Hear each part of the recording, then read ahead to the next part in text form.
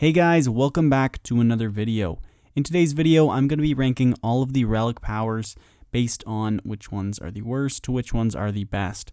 I'm going to be using the skill tier list, so we're going to be going through S tier, A, B, C, and D. So we're going to be going through those tiers, and I'm going to put each relic in its own tier. Now, before we go into that, I do want to mention that relics, they are obtained through archaeology, if you didn't already know. So by training archaeology, you can get these relic materials, which then you can use at the mysterious monolith at the archaeology guild to turn them into the relics. These relics can be extremely powerful, and you are going to see that in this video.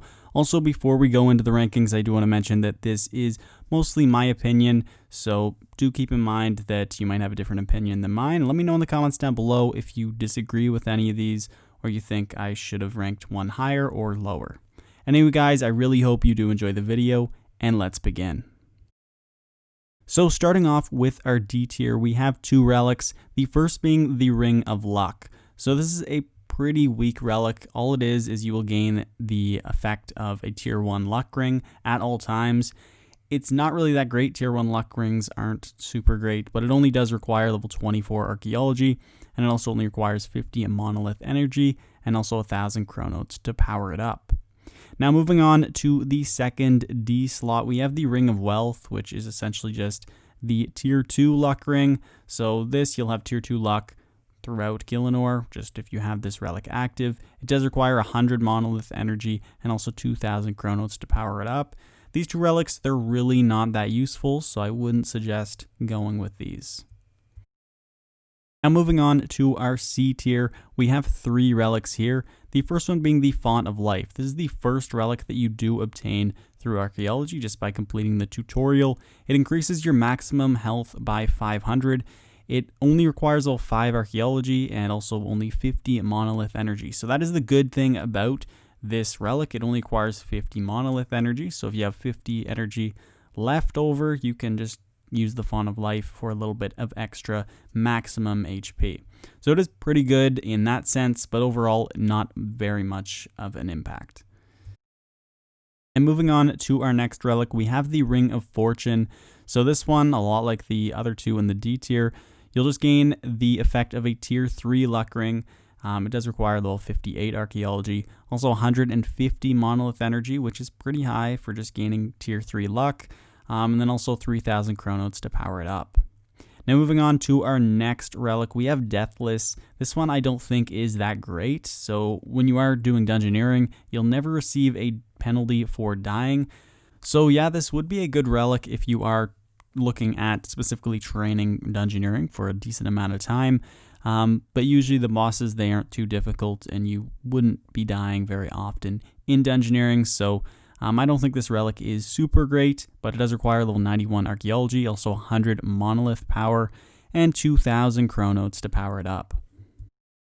And moving on to our B tier list, we have 4 relics this time.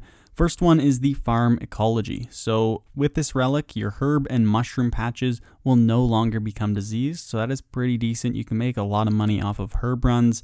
Also, if you want to do the mushrooms as well. So this is a pretty good relic to use if you are looking to make some money. Also, if you use the tomb shroom spores, they are considered a mushroom and they're some of the best farming XP at a high farming level. So this would be a great relic to use if you're training farming doing that method.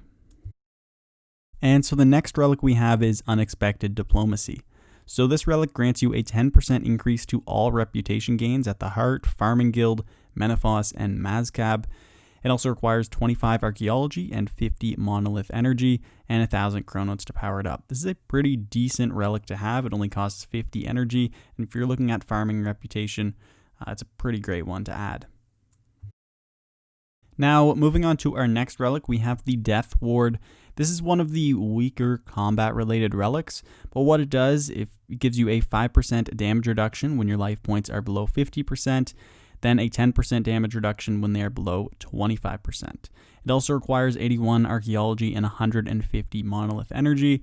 and 3,000 chronotes to power it up. So this is a decent relic. It can be combined with things like the Ripper Demon and also the Berserker's Rage relic, which we will look at later because that is a really great relic. But if you do combine that with those, it does complement it pretty well.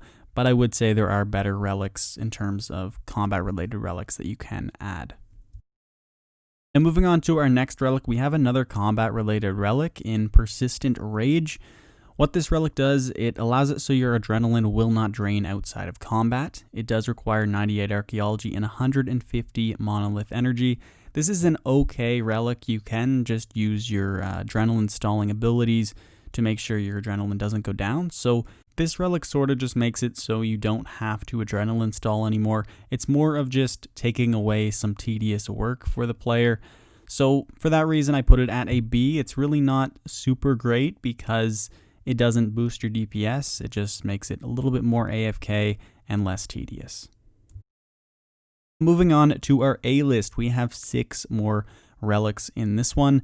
So first off is Sticky Fingers. This is a thieving related relic, and what it does, it allows you to automatically attempt to pickpocket again until you get caught. So it makes thieving a little bit more AFK, which is something I kind of like. Also requires level 94 archaeology and 100 monolith energy to activate it, and also 2,000 chronotes. Overall, I think it is a pretty great relic if you're looking at training thieving. It'll just make it a lot less click intensive. Now moving on to our next relic, we have the Abyssal Link relic. This is actually a really nice relic. So what it does, it allows you to use teleport spells from the spellbook, no longer requiring runes, but also awarding no magic XP. So as you can see, this is a great relic to use if you're trying to get around quicker. So if you're doing things like clues and stuff like that, really great relic for those kind of things. It does require 112 archaeology and 250 monolith energy. So that is quite a bit for this relic, but it is really great if you're looking at doing clues or things like that. And moving on to our next relic, we have the Luck for the Dwarves relic. So with this relic, you will always gain the effect of a tier 4 luck. This is pretty good. It does require 83 archaeology and 200 monolith energy. So personally, there are some better relics that you might want to put on, but it will save you a slot. You can use a different ring when doing PVM, and then you'll also always have that chance of getting the Hazelmere Signet Ring, and you won't have to worry about wearing your Luck of the Dwarves at all times. And moving on to our next A tier relic, we have Nexus Mod. This is pretty good as well. So when entering the Abyss, you'll arrive at the center. So this relic is a little bit more niche, but it will speed up your rune crafting runs through the Abyss by quite a bit. You won't have to go through all the shortcuts going to the center of the Abyss. You can just quickly teleport straight to the center. So that is a really nice relic for rune crafting. And so this relic isn't only going to speed up your runecrafting XP and training the skill, but you can also make tons of money off of runecrafting as well. So this is going to help that. Also, it's overall a pretty great relic, although a little bit niche. And moving on to our next relic, we have Slayer Introspection. This relic is also a little bit niche. It's towards the Slayer skill. So when requesting a new Slayer assignment, you'll have the choice between the minimum and the maximum assignment amounts. So obviously this is going to be pretty good if you're looking at training Slayer. If you have a good task, you can choose the maximum amount. If it's one you kind of want to just get out of the way, choose the minimum amount. Overall, it will just give you a little bit more choice with your tasks, and it'll also allow you to maximize your XP per hour with Slayer a little bit better. It does require 119 archaeology, so very high requirement there, and then also 200 monolith energy. And now looking at our last A tier relic, we have Heightened Senses. So this is a combat related relic. It is very similar to Conservation of Energy, which we will look at later, but I do find that Heightened Senses is a little bit worse. So what it does, it increases your maximum adrenaline by 10%. So you'll be able to hold 110% adrenaline. However, still your ultimate abilities will cost 100% adrenaline, so you'll just have to build up adrenaline a bit faster. Mostly this relic, it will be useful if you're, for example, built up to 99% adrenaline, then you use another basic ability, and you only get 1% adrenaline. But if you do have this active, you'll go up to 107%, so that's an extra 7% adrenaline for that basic ability. You can see that it is a little bit niche and it won't happen that often. That's why I did tier this relic at an A. There are going to be a lot more combat related relics in the S tier, which are going to be a bit better. And now moving on to our S tier, we have 10 more relics here. We're going to start off with Berserker's Fury. This is a combat-related relic, and it is extremely good. So you'll deal up to 5.5% damage for all styles, the lower your current health points are. And so this relic only requires level 56 archaeology and also 250 monolith energy. So it is quite a bit of monolith energy, but it's super great, especially if you use the Ripper Demon as well, because Ripper Demons also have a passive effect which will increase your damage depending on how low your life points are. And so as you can see in this table, you can see the damage percent increase depending on how much life points you have. So say for example, you're staying right around 5,000 life points, you'll have a 3% damage increase. So you can see that this is just basically going to boost your DPS overall. And if you do try and stay lower, it's going to increase it by a bit more. And combining it with a Ripper Demon makes it a lot better because you get that extra damage increase from the Ripper Demon as well. So making that combination with this relic makes it really, really great. That's why it is in the S tier.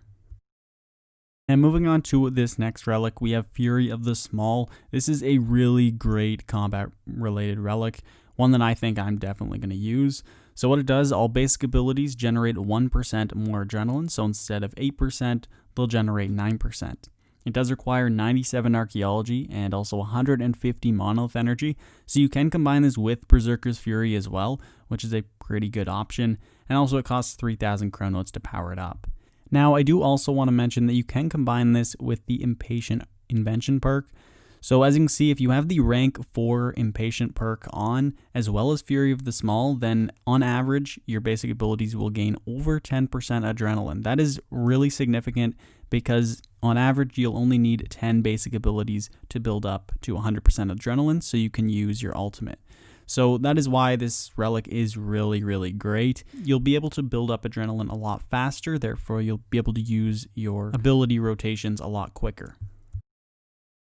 Now moving on to our next relic, we have the Conservation of Energy relic. As I mentioned earlier, this is very similar to the Heightened Senses relic that I mentioned. So with this relic, whenever you use an ultimate ability, you will regain 10% adrenaline, and it does stack with the Ring of Vigor, which means if you do have that on and you use an ultimate ability, you'll end up having 20% adrenaline after that. So that is why this relic is really great. You can use your thresholds a lot quicker after that ultimate, which will boost your DPS. Now, I did rank the Conservation of Energy higher than the Heightened Senses perk just because it's an automatic 10% extra adrenaline rather than that slight chance of getting extra adrenaline based on the 110% cap that Heightened Senses offers. Also, this relic does require 350 monolith energy, so it is quite a bit to use for a relic.